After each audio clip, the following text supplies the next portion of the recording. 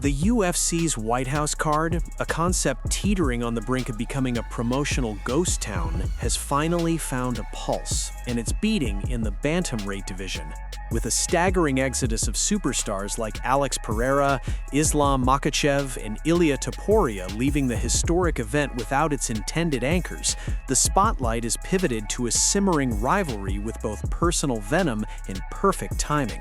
Sean O'Malley's public campaign for a title rematch with Petr has been met with the champion's enthusiastic approval, transforming a card in search of a headliner into a stage set for a grudge match with legitimate heat. Jan's response, posting an image of their clash with the White House as a backdrop, is more than an acceptance. It's a cosign that this fight is the event's new center of gravity.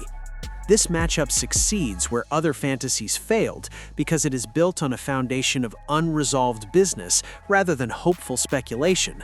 Their first fight in 2022 was a razor-thin split decision that many, including O'Malley himself, felt could have gone either way. O'Malley admitted Jan hit him harder than anyone ever had, while Jan's team has always believed the judges got it wrong. Now, their career trajectories have dramatically realigned. Jan is the champion once more, having dethroned Merab Dvalishvili in a masterful performance, while O'Malley is the charismatic former king, seeking a path back to the throne. The narrative writes itself: redemption versus reclamation. It offers the White House card a ready-made, emotionally charged story that doesn't require months of build-up. The controversy is already baked in, and the desire to settle it is mutual. The fight also creates a fascinating ripple effect through the division, most notably for the dethroned Merab Dvalishvili. While Dvalishvili has called for an immediate trilogy, the cold assessment from his friend and training partner Islam Makhachev casts a shadow over that idea. Makhachev predicted a third fight would be even easier for Jan, who now fully understands how to neutralize Dvalishvili's relentless pressure. Now their career trajectories have dramatically realigned. Jan is the champion once more, having dethroned Merab Dvalishvili in a masterful performance, while O'Malley is the charismatic former king, seeking a path back to the throne. The narrative writes itself: redemption versus reclamation.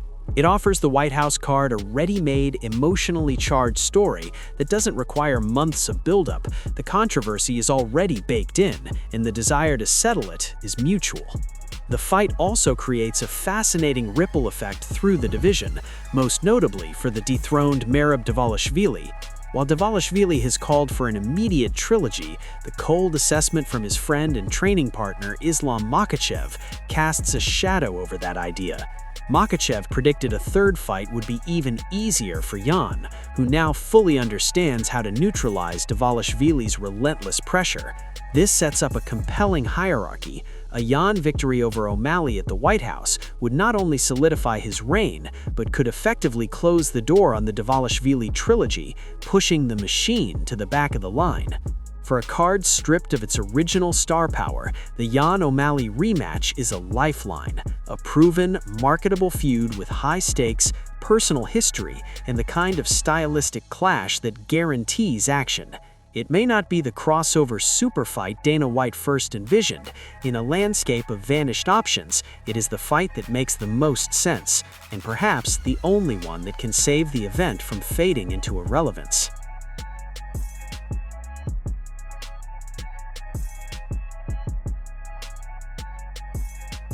The fiercest rivalry of a generation has cooled into something far more rare and profound, a deep, almost reverential respect forged in the crucible of shared violence. Israel Adesanya, once consumed by the specter of Alex Pereira, now speaks of his former tormentor not with bitterness, but with a champion's pride and a startlingly generous wish. "I hope he never loses again," Adesanya stated recently, expressing a desire to see Pereira retire undefeated from this point forward. This is not the sentiment of a defeated man, but of a competitor who has reached the summit of his own personal mountain. For Adesanya, the four-fight saga across two sports was never truly about Pereira. It was, as he insists, always about me. It was a primal test of his own spirit, a demon he needed to exercise to complete his own legend. The knockout victory at UFC 287 was the definitive period at the end of that sentence, allowing him to finally see Pereira not as an insurmountable obstacle, but as the indispensable co-author of his own greatest triumph. This emotional closure has liberated both men. Pereira, freed from the narrative of hunting Adesanya, has carved an even greater legacy at light heavyweight, becoming a two-time champion and now chasing a historic third title against Jon Jones. Adesanya, unshackled from the need to prove himself against Poatan, is planning a philosophical return to the UFC, focused not on gold, but on the joyous, risky artistry of fighting more freely. They have transitioned from arch-enemies to elder statesmen of violence, each having pushed the other to their absolute limit. Adesanya's well-wishes are a recognition of that mutual elevation. He knows the caliber of man who finally beat him, and in seeing Pereira continue to succeed, he sees a validation of his own historic struggle. It is the ultimate sign of a rivalry resolved, not with lingering animosity, but with the quiet acknowledgement that your greatest foe was also the key to revealing your greatest self. The chapter is closed, the score is settled, and what remains is a legacy of unforgettable fights and a bond of respect that only those who have shared the cage at such a pitch can truly understand.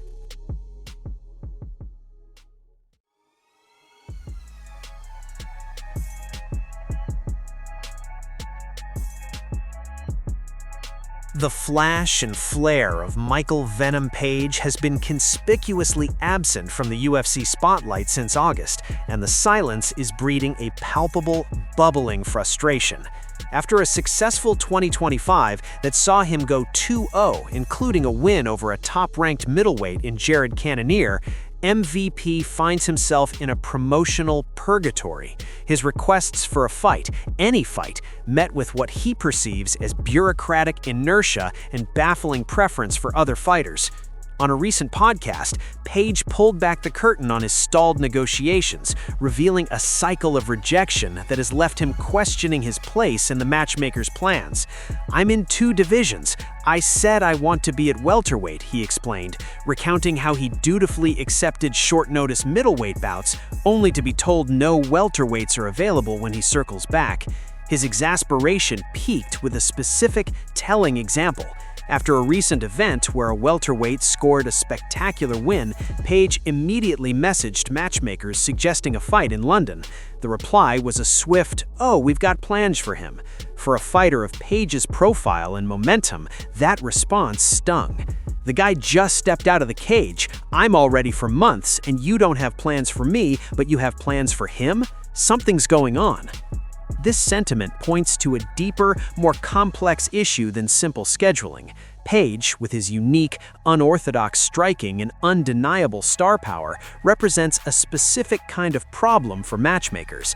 He is dangerous and charismatic enough to derail the rise of a prospect they are carefully cultivating, yet his own lone UFC loss to Ian Machado Gary, a competitive decision, may have subtly relegated him from blue-chip contender to high-risk, unpredictable test in the eyes of the promotion. His ability to float between 170 and 185 pounds, while a testament to his flexibility, might also be working against him, allowing the UFC to perpetually classify him as a fill-in option for either division, rather than a fixture with a clear path in one. The plans he references for others likely involve carefully constructed trajectories toward title shots, trajectories that a stylistic wildcard like Page could disrupt with a single highlight reel knee. For now, Michael Page is left waiting, his venom neutralized not by an opponent in the cage, but by the cold calculus of the fight business. His 3-1 UFC record, with wins over notable names like Kevin Holland and Shara Bullet, demands activity. Yet he finds himself on the outside looking in, watching fighters with less tenure and perhaps less name value get fast-tracked while he is told to wait. This forced hiatus is a dangerous game for both sides. It cools the heat of a marketable star and risks fostering the kind of disillusionment that leads fighters to look elsewhere. MVP wants a dance partner, any dance partner, to showcase the spectacular violence that is his trademark.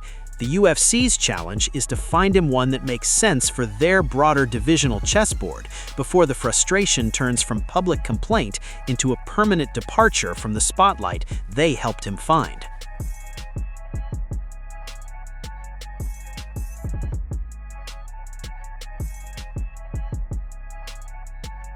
The landscape of the UFC lightweight division is a story of two parallel paths, one frozen in personal turmoil, the other charging forward toward an interim crown, with the simmering possibility that they may never actually cross.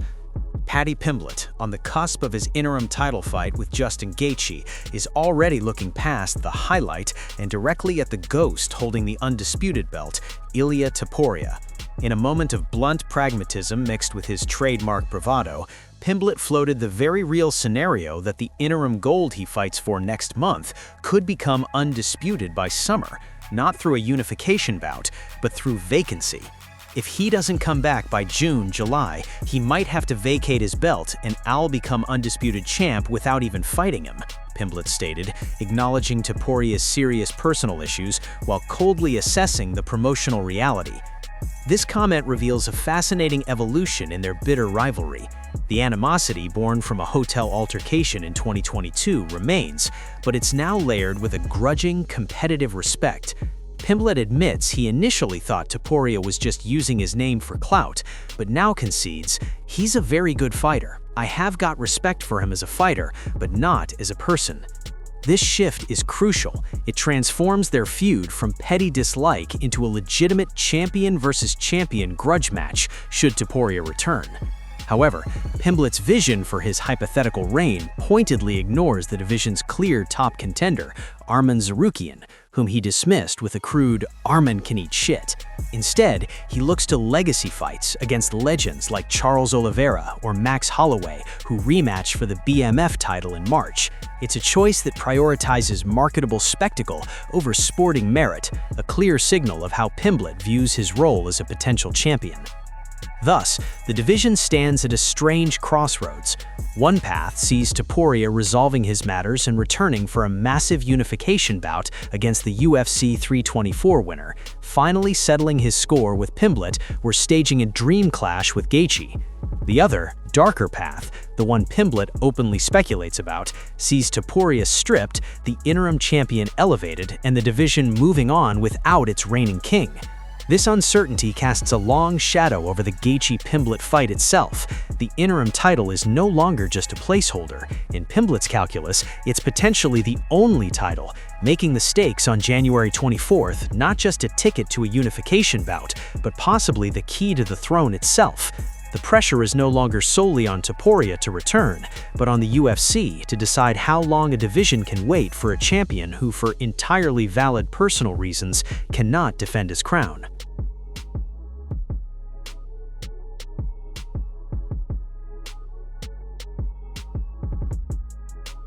The digital age of MMA fandom often thrives on simplifying the complex, beautiful chaos of combat into digestible data points and viral comparisons. This tendency recently reached a comical peak when a side-by-side image of punching machine scores, Ilia Topuria's 2801 versus Islam Makhachev's 973, ignited a fiery, if deeply misinformed, debate about fighters' superiority and perceived avoidance. A fan seized on the staggering numerical gap to construct a narrative that Makhachev, the reigning welterweight champion and pound-for-pound stalwart, was wisely ducking a fight with Topuria because the Georgian's supposedly proven, machine-measured power made him a more complete fighter. It was a classic case of mistaking a novelty attraction for a legitimate scouting report. Attempt to quantify the unquantifiable heart of fighting with a single contextless number from a carnival-style game. The reaction from the wider fan base was a swift and unanimous lesson in critical thinking. The attempted gotcha moment dissolved almost instantly under a wave of comments pointing out the glaring, fundamental flaw. The two fighters used entirely different machines with different scoring systems. As astute observers noted, Makhachev's 973 was posted on an older-style arcade machine that typically maxes out at 999, making his score exceptionally high for that particular apparatus. Topuria's 2801, meanwhile, came from a newer UFC-branded machine with a much higher maximum scale, likely 5,000 or more. Comparing the two numbers directly was, as one fan bluntly put it, retarded. Others piled on, noting that legendary knockout artists like Alex Pereira have also posted scores in the 900 range on the older machines, utterly dismantling the premise that a lower score on that specific device indicates lesser power. The debate quickly shifted from who hits harder to a collective facepalm at the lack of basic context, proving that while fans love to argue, they also possess a keen eye for nonsense. This fleeting online skirmish, however silly, underscores a deeper and more persistent truth within the sports ecosystem: the magnetic, unresolved tension between Ilia Topuria and Islam Makhachev. Even while Topuria is on a personal hiatus and Makhachev is preparing for a welterweight title defense against Kamaru Usman, their names remain entwined in the speculative future of superfights. Topuria has consistently called for the matchup, and every public appearance or social media post from either man is filtered through the lens of this potential clash. The punching machine incident, in its absurdity, acted as a pressure valve for that built-up anticipation. It provided a pretext, however flimsy, for fans to argue about a fight that exists more in the realm of what if than in any official UFC booking. It revealed a desire to pit Makhachev's suffocating, sambo-based control against Topuria's concussive precision striking in a champion versus champion spectacle that would define an era.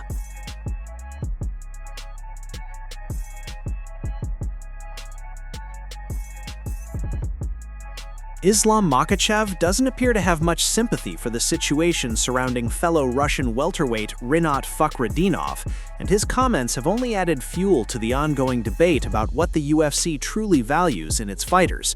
Makhachev, who currently sits atop the welterweight division after accomplishing his long-held goal of becoming a two-division champion, made it clear that simply winning fights is no longer enough to guarantee long-term security in the promotion.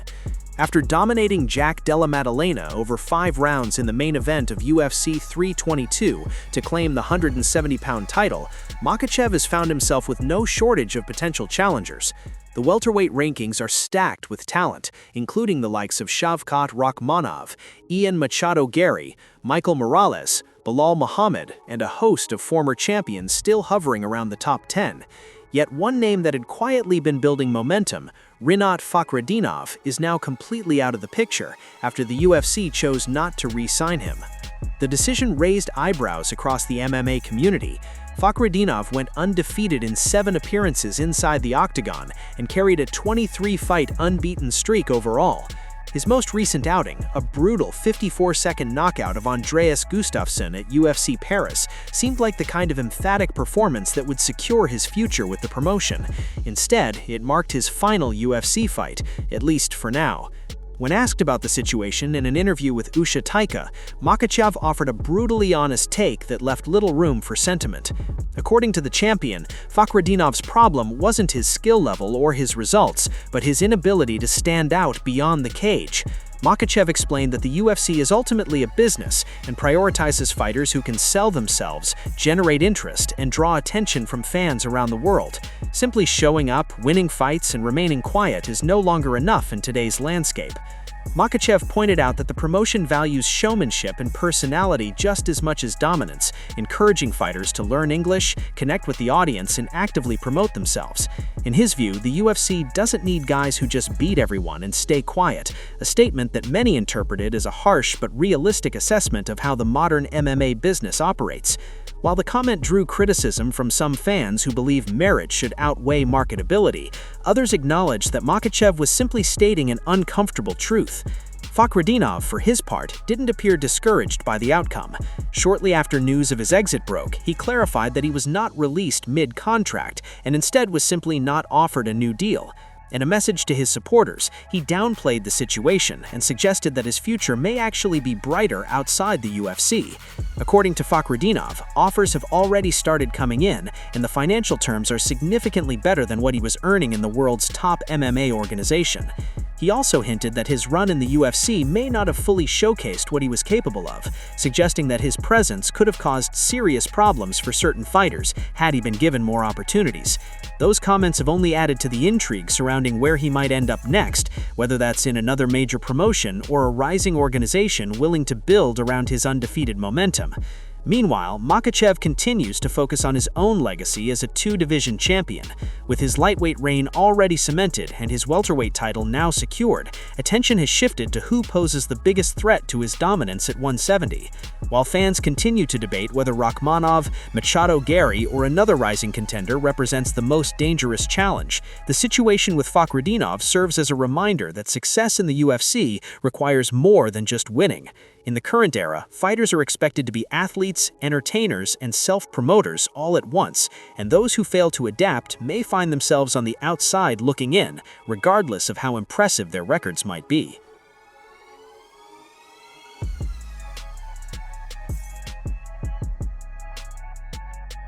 Tom Aspinall may only just be getting started as the undisputed UFC heavyweight champion, but if his recent comments are anything to go by, his reign might not stretch nearly as long as many fans would expect.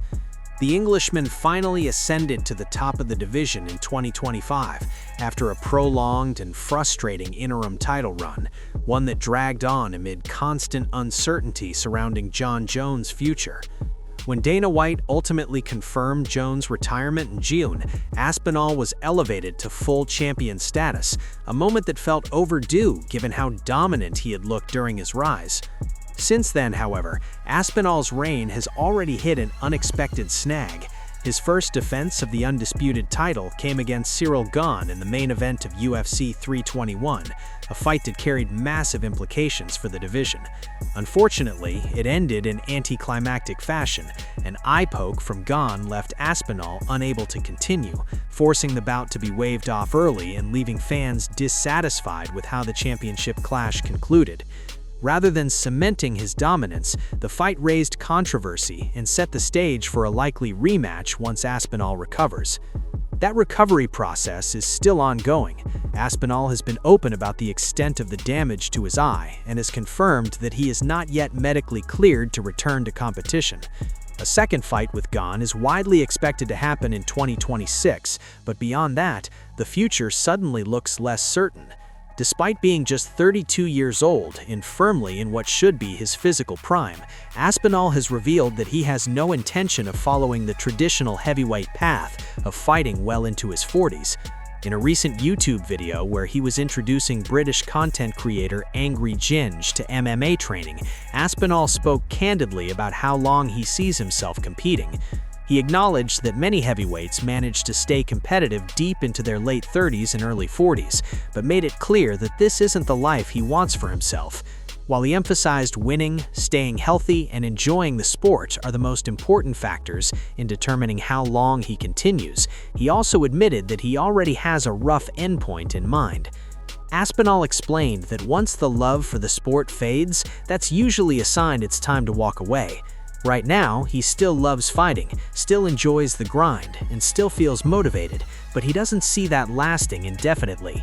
Ideally, he would like to retire around 35 or 36 years old, a timeline that would see him step away even earlier than Jon Jones initially did when he vacated the heavyweight title shortly before turning 38.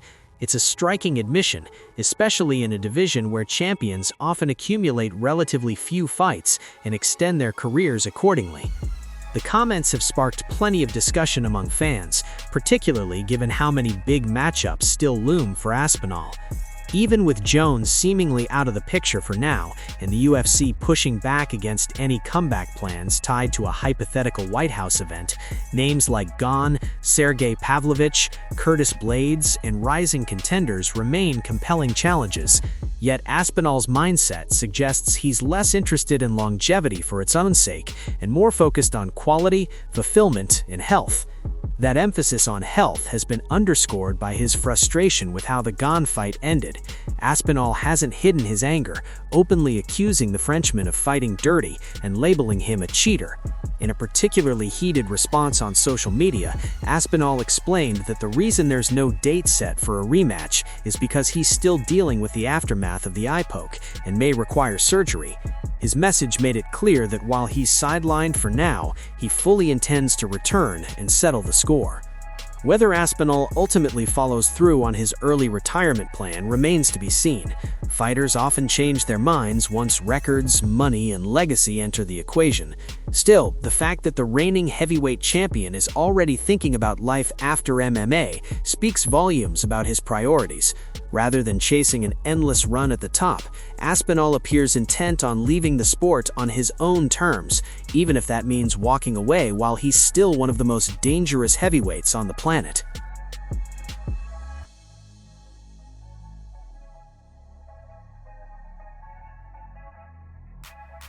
Robert Whitaker isn't ruling anything out as he looks ahead to the next phase of his UFC career, and a move up to light heavyweight is very much on the table as he targets a return to competition in 2026. Despite already giving up size and reach to many of his opponents at middleweight, the former champion doesn't believe those physical disadvantages would suddenly become a deal-breaker if he were to test himself at 205 pounds. The Australian has had a difficult stretch over the past couple of years. A brutal face crank from Khamzat Chimaev left him with multiple cracked teeth, and his only appearance in 2025 ended in a narrow split decision loss to Rainier de Ridder. With a 2-3 record across his last 5 fights and no clear path back to the middleweight title picture, Whitaker finds himself at a crossroads in his career. At 35 years old, the grind of making 185 pounds has also become increasingly demanding, which has naturally led him to explore other options. Speaking on his MMRcade podcast, Whitaker admitted that he's seriously considering a move up in weight when he returns next year. He explained that he's grown into a bigger frame and doesn't feel particularly concerned about being undersized, pointing out that he already deals with height and reach disadvantages against middleweights. He noted that critics would inevitably argue he's too short for light heavyweight, but from his perspective, that criticism doesn't carry much weight. Whitaker emphasized that most of his opponents at 185 pounds are already taller and longer than him, so the adjustment wouldn't be as dramatic as some might think. A jump to 205 pounds would be a notable development in Whitaker's career, especially given his journey through multiple weight classes. He entered the UFC as a welterweight after appearing on The Ultimate Fighter and had moderate success at 170 pounds before finding his true home at middleweight. It was there that he put together an 8-fight winning streak, including 2 legendary battles with Yoel Romero, to capture the UFC title. That championship run came to a halt in 2019 when Whitaker was knocked out by Israel Adesanya, and despite several strong performances since then, he's never been able to reclaim the belt. Still, his resume at middleweight remains impressive, with high-profile victories over fighters like Darren Till, Jared Cannonier, Marvin Vettori, and Paulo Costa. Even so, the physical toll of repeated weight cuts appears to be taking its toll, and the idea of competing without that strain is clearly appealing. The size gap at light heavyweight would be real, especially when compared to fighters like reigning champion Alex Pereira, who stands 6'4" with a 79-inch reach, compared to Whitaker's 6-foot frame and 73-inch reach. But for Whitaker, those numbers aren't enough to scare him away from the challenge. For now, nothing is set in stone, but it's clear Whitaker is in a reflective stage of his career, weighing longevity, health, and competitive fulfillment. Whether he ultimately returns at middleweight or embraces a new challenge at 205 pounds, the former champion appears focused on resetting and finding a fresh path forward as he prepares for a potential comeback in 2026.